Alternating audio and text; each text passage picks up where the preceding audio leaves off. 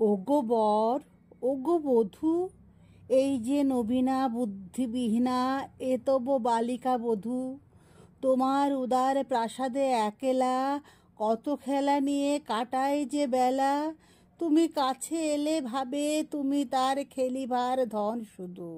ওগো বর, ওগো বধূ, জানে না করিতে সাজ, কেশ বেশ তার হলে একাকার, মনে নাহি মানে লাজ। দিনে শতবার ভাঙিয়া গড়িয়া ধুলা দিয়া ঘর রচনা করিয়া, ভাবে মনে মনে সাধিছে আপন ঘর করণের কাজ, জানে না করিতে সাজ। কহে এরে গুরুজনে, ও যে তোর পতি, ও তোর দেবতা। ভীত হয়ে তাহা শোনে, কেমন করিয়া পুজিবে তোমায়, কোনো মতে তাহা ভাবিয়া না পায়। খেলা ফেলি কভু মনে পড়ে তার, পালিব পরাণ পণে যাহা কহে গুরুজনে।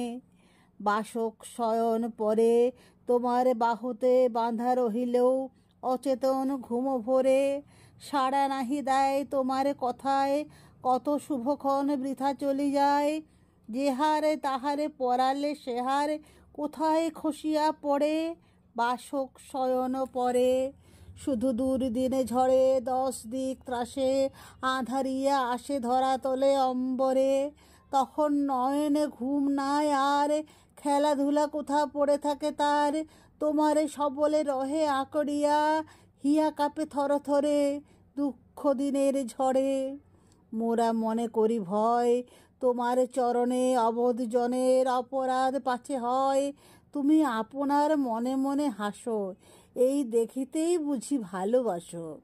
খেলাঘর ধারে দাঁড়াইয়া আরে কি যে পাও পরিচয়, মোরা মিছে করি ভয়। তুমি বুঝিয়াছ মনে, একদিন এর খেলা ঘুচে যাবে ওই তব শ্রীচরণে।